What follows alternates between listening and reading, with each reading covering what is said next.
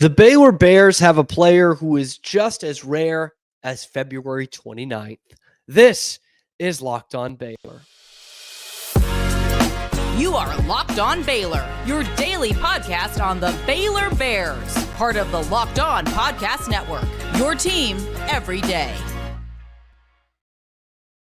Welcome to another episode of Locked On Baylor, brought to you by FanDuel. I am your host, Cam Stewart. Thank you for making it your first listen today and every day. And thank you for working it in for an extra day in your year of 2024. Happy Leap Day to you guys. It's kind of rare. It's fun. I don't know. I think it's fun. We're having a Leap Day party at my house, so clearly it must be very fun. I don't know. It's kind of cool. Glad that you guys took advantage of that extra day by listening to, I guess, in theory, another episode of Locked On Baylor. And today, I'll just call it what it is. This is the Jalen Bridges episode. I said it was coming. You had to know it was coming. Jalen Bridges has been such an outstanding player for the Bears this year, and I don't think people in the Big 12 or across the country have given Jalen Bridges enough credit. He has been steady Eddie. I use the footballing term. He has not put a foot wrong all year. Whatever Baylor has needed from him, he has given them. And I think it's important to kind of look at the journey that Jalen Bridges has had here at Baylor for just his second season and will be his last season because he transferred in from West Virginia. But it was not smooth sailing, at least from a fan standpoint, the beginning part of last year, his first year with Baylor. There were definitely some growing pains. He was in the starting lineup right away because he was an impact player at West Virginia and a tall, athletic wing with a lot of skill, can play inside out on both ends of the court. And it really didn't become apparent how much of a hold he had on the team until I think about halfway through the conference schedule. A friend of mine who works with Baylor Athletics told me, this team goes the way Jalen Bridges goes. And I hadn't thought about that, but he was absolutely right. And he still is. And you saw it, towards the end of the season. I thought he was Baylor's best player for some of those games towards the end of the season. He obviously goes unconscious against Iowa State in the Big 12 tournament with that incredible three-point shooting performance. But it didn't always amount to wins, which you saw in that Big 12 tournament game against Iowa State. And when they really need him is as a leader this year. He was the only returning starter. He is one of the only guys with a ton of experience on this team. He's a senior. He has been there and done that. He has been through the Big 12 battles, and it has not gone unnoticed by fans, thankfully. Maybe not enough respect by all fans, but it definitely has not gone unnoticed in the locker room. In fact, after the TCU game, where he had a great first half, both Scott Drew and Jacoby Walter were asked about JB's impact on the team. And honestly, they said it without saying it, but it's immeasurable. I thought Jaylen has really been consistent, but I think in the last couple games he's been more aggressive, and we need that. He has the most experience. We have 4 guys that are starting with him that have never played a Big 12 game before. So we need his leadership and him to be assertive, and he was great tonight. You can always count on JB to come out hot, and JB, he definitely sparked it for us. And then as they were hitting shots, he was the only one hitting shots too, so he was keeping us in the game. I think it's that senior leadership that they both have, and then just them being veterans and being in the moment, they just always step up. There's clearly so much respect in that room for Jalen Bridges, from the coaching staff to the players that are playing alongside him. I don't know if Jalen could quite grasp the role that he had to take on this year. Obviously, he and Jonathan Tchamwa are the elder statesmen. But there is, in sports, a difference between those leaders who are, leading off the court and being like quasi-coaches, leading in the locker room, versus those guys who have to lead on the court. And, unfortunately, Jonathan Tchamwa is still battling off that injury, and he cannot play the way he used to, the amount he used to. Jalen Bridges is still out there for a big portion of the game. And he and Ray J. Dennis, to be fair, have been big leaders for this team on the court and off the court as well. And Jalen, it goes without saying, but I will mention it because everyone on the team is like this. ultra respectful kid. I mean, going to the media availabilities, the press conferences, he and Ray J and Miro Little and Eve Misi, Jacoby, all these guys will thank us for being there, which not a lot of players do elsewhere. And, they'll shake our hands or give us fist bumps on the way out, just to appreciate our time. And obviously with media members, that's going to go a long way. But Jaylen has always been super respectful. So I did want to get that out there because this is a team full of great people as well as great basketball players. But getting into the numbers for Jalen Bridges, I kind of jokingly tweeted this out, but I think it might be true. He should be the sixth man of the year in the Big 12, and he's a starter.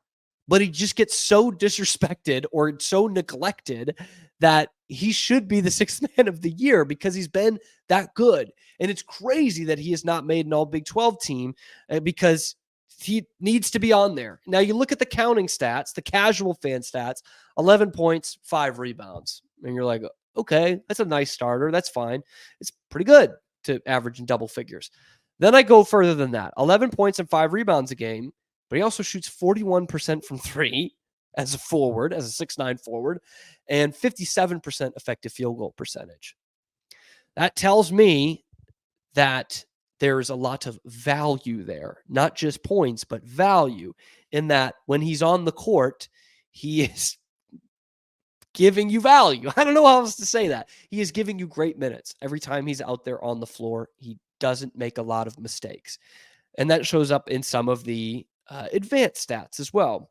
Win shares, which is all what it really matters. How is he going to help you win? He's 6th in the Big 12 in win shares. Offensive rating, so the efficiency of a player on the offensive end, in his 2 years at Baylor, he has been 1st in the Big 12 both of those years and did not make a 1st or 2nd team in the Big 12. Like, what are we doing? He is literally the most effective player on one end of the court in the entire conference. The entire conference. His box plus minus, which is basically like war in baseball. His offensive box plus minus, he was 12th his last year at West Virginia, moves up to 4th in 1 year at Baylor, and is up at 3rd this year in his 2nd year at Baylor. Improvement throughout his career.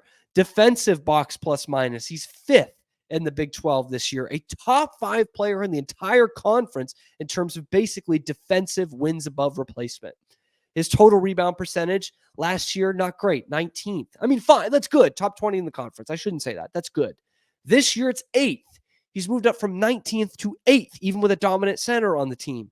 His turnover percentage, we talk about that offensive efficiency, the turnover percentage, 1st in the Big 12. There is nobody better in the conference at taking care of the basketball than Jalen Bridges. And that's up from 21st last year. Talk about an improvement. And overall, taking all of those things into account, player efficiency rating, 5th in the entire conference. Like, if you're doing a top 5 in this conference, he's in there for a ton of the stats that matter. And it's the improvement since he's gotten here. He picked Baylor as an interconference transfer because he knew they could elevate his game. They have elevated his game, and he has elevated them. Jalen Bridges might well be a top 10 player in this conference, the best conference in America. It is time to put some respect on that man's name. And I will use the on-court example of TCU on Monday night. It was a big road game. They needed a win. They're coming off a tough loss in which he was the best player for the Bears overall, 17 points, 13 rebounds. So really helped them back in that game in the second half against Houston. He hits the 3 from the Paul and Alejandro Foster. He hits this deep 3 to bring them within a couple of points. And like the comeback is fully on because of him. And then in this TCU game, they go in there on the road, know they need a victory against a good basketball team in TCU. And he has their first 9 points. He hits 12 of their first 14 or 15. He's on fire from 3. He says, hey, guys, get on my back. I'll carry us until the rest of y'all are ready to do so. And he did it again. Put some respect on this guy's name. We appreciate the heck out of you, Jalen Bridges. This is a revelation would be too dramatic because we knew you were good, but you deserve more respect for what you have done for these Bears this season. And long may it continue. Long may your career continue for the next month or two, hopefully.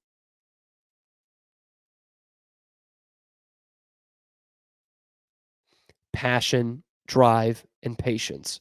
All three things that Jalen Bridges has, but it's also the three things that will bring home the winning trophy, and it's what will keep your ride or die alive. eBay Motors has everything you need to maintain your vehicle and level it up to peak performance. From superchargers, roof racks, exhaust kits, LED headlights, and more. Whether you're into speed, power, or style, inside, outside, whatever, just like Jalen Bridges, eBay Motors has got you covered. With over 122 million parts for your number one ride or die, you'll always find exactly what you're looking for. And with eBay's guaranteed fit, your part is guaranteed to fit, that's right, your ride every time or your money back. Because with eBay Motors, you're burning rubber, not cash. With all the parts you need at the prices you want, it's easy to turn your car into the MVP and bring home that win. So keep your ride or die alive at ebaymotors.com. Eligible items only, and exclusions do apply. You know, God is good. Jalen Bridges is great. People are crazy. But you know what else is pretty good? Baylor's defense. Specifically, get in the zone, auto zone Baylor defense. We saw again on Monday night against TCU, Baylor bust out the zone defense for pretty much the whole game. And we've seen them go from back and forth from man to zone this season with mixed results. But the zone, like a patented Scott Drew zone, which is what they were playing on Monday, can be absolutely suffocating. And it is just, I've said this before, it reminds me of the 2021 Big 12 championship game in football. You guys remember that? That was fun. Most people remember it for the last minute of the game. Jaron McVay, the McPlay, Baylor wins the Big 12 title walk-off fashion. But what struck me early in that game was Baylor had such a good defense, right? Passing and rushing. And they knew they had something against Spencer Sanders. They knew they had his number. And so they dared Oklahoma State to pass the ball. They said, we'll bring the all-out rush. We're going to plug up the middle. You are not going to run the football against us. You won't. A gap, B gap, it's not going to be there. We're going to put it into your hands that it's going to be third and long. You are going to have to pass or you're going to die. And that really helped Baylor win that game. And obviously, the rushing defense really helped at the end. What we are seeing is Scott Drew doing that in basketball. When they go up against a team that's just even okay at shooting threes, they're going to make you do it. You're not going to get anything inside in our zone. You're going to have to shoot over it. Best of luck. It's basically, here's our fastball, try and hit it. And that's what they've been doing against teams this year. And when it is on, they are so damn effective, man. And the defense in general has taken a major step in the last month or so. But I'm looking specifically at the zone. But obviously, the defense, it's cliche, but it's true. Defense wins championships. And they are making leaps. They're jumping leaps and bounds here. Baylor, after that game Monday night against TCU, went from 85th to 58th in adjusted defense according to Ken Palm. That's a huge 27 spots. Now, is it where they need to be as a championship team? No. In fact, no title team under the Ken Palm era has been lower than 22nd in the nation in adjusted defense. By the way, you know who that was? 2021 Baylor. Now, it might be a bit misleading there because these are after the tournament. Obviously, if you win 6 games in a row in the NCAA tournament, those numbers are going to go up. Okay, UConn, for example, was 7th last year. It's not like one of the great defensive teams of all time, but still pretty darn good. I don't know where they went entering the tournament, but obviously after winning 6 in a row, your defensive rating is going to go up. But looking at those numbers from Monday, TCU shot 33% from the floor, 26% from three. It's the fewest points allowed by Baylor in the Big 12, not just this season, but in over 2 years. January 2022 against Kansas State was the last time, and that was still the bad Weber Kansas State teams. That was the last time they allowed that few amount of points. And when they're keeping teams under 70 points in the Scott Drew era, this is a great nugget from Matt Roberts. Baylor is 158-9 under Scott Drew when they hold teams under 70. Also an interesting nugget, 2 of those 9 losses came this year against sunflower teams, Kansas and Kansas State. So all that to say, if you're keeping a team under 70, you're doing pretty well. You were doing your job in the Big 12. And this year, they have held, or excuse me, in the last month, since the TCU loss in late January, they have held teams under 70 points 5 times. 3 of those times, they held teams under 65 points. I know it sounds weird to say because the outlier is Kansas, and that's the next team you're playing. But when you hold teams under 65 points, you are going to win the basketball game. It would be really tough to not win the game. They did give up 64 against Kansas and lost last time. But this defense is becoming so efficient and so effective that they are something to be reckoned with. They are absolutely making that turn. And what I wanted to do is highlight the 3 games that, from what I can tell, the 3 games that they went zone the whole game. We've seen them, mismatch in and out, but these 3 games, they did it the whole time. Okay. TCU on Monday, Oklahoma, and Cincinnati. All 3 of those were wins, okay? But what I wanted to do is dig deeper into the numbers. How did these teams shoot? How did it play into the rebounding totals? How did it play into the turnover totals? And the numbers are frightening for some teams, awesome for Baylor. So in those games, those 3 games, the teams are shooting an average of 39% from the floor, 26% from 3. That's going to win you a lot of games, if not all of the games. The rebounding advantage has been +9 to Baylor, and the turnover percentage is weird. They're actually behind by 1. So what that tells me is when Baylor plays the zone defense, it can be really effective without them getting a lot of turnovers. Now, Monday night, they were effective in that, but they lost the turnover battle. Jalen Bridges had 4 steals, which is a career high. Once again, shout out to Jalen Bridges. But what you saw Monday night was the zone defense on full display. They said, hey, you're coming off of just 1 day's rest. We know you're not a great 3-point shooting team. Try and beat us. And you saw it all night. It was like Shooter Flatch from the movie Hoosiers, man. To make them chuck it from the cheap seats. TCU could get nothing inside. Baylor's length was too much. And you see them, they're pulling back, they're shooting threes. They're terrible at that. They put TCU in a blender defensively just by playing a zone defense.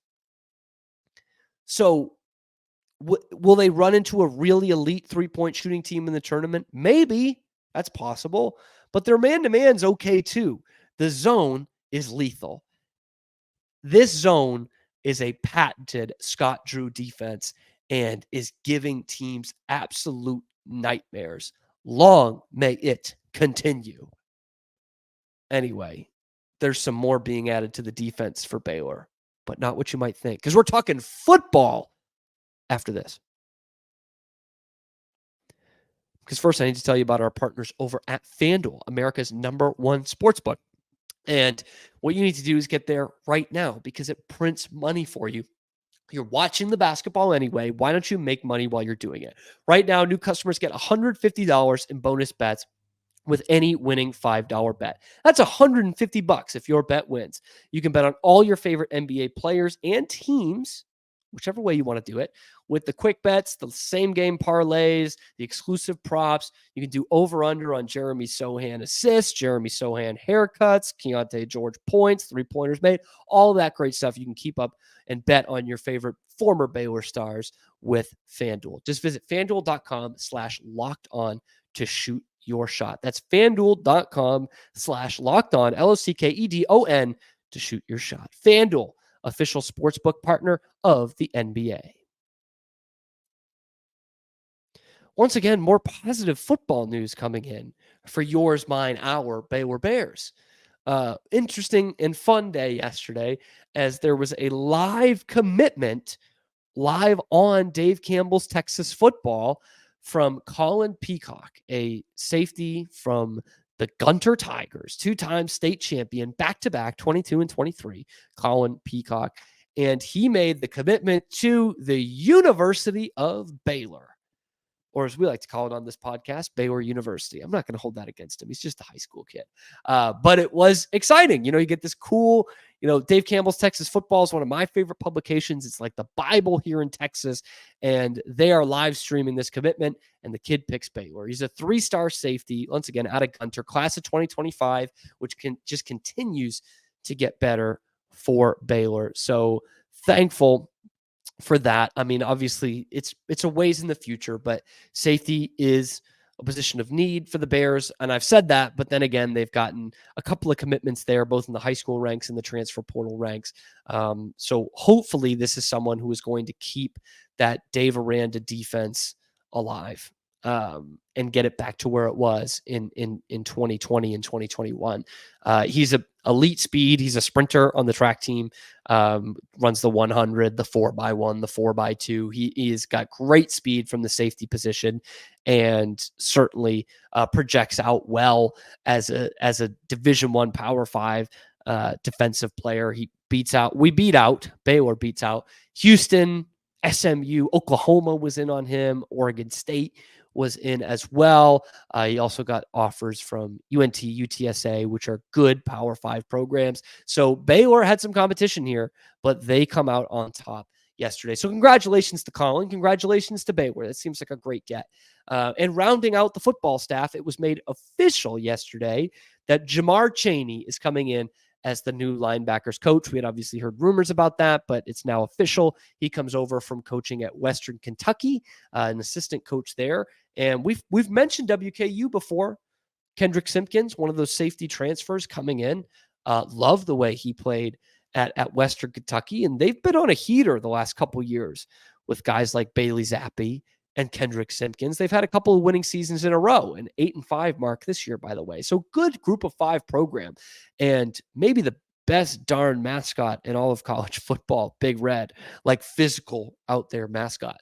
And what I always look for in these positional coaches is really who they coached under, because there's not so much that you can find from what the numbers are versus their position group and whatever. If you can find an All-American that they coached in their position, that's great, right? But most of the time you just don't see that. And so I look at what coaching tree he's coming from. And he's come from a couple of good programs before Western Kentucky, Florida, Mississippi State in there.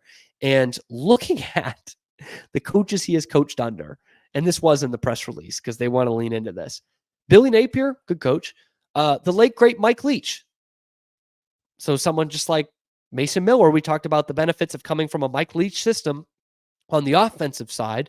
Well, it's just as important from the defensive side, because we know the pressure that puts on a defense when you have that high scoring, quick, up-tempo offense. So he already knows how to work in that.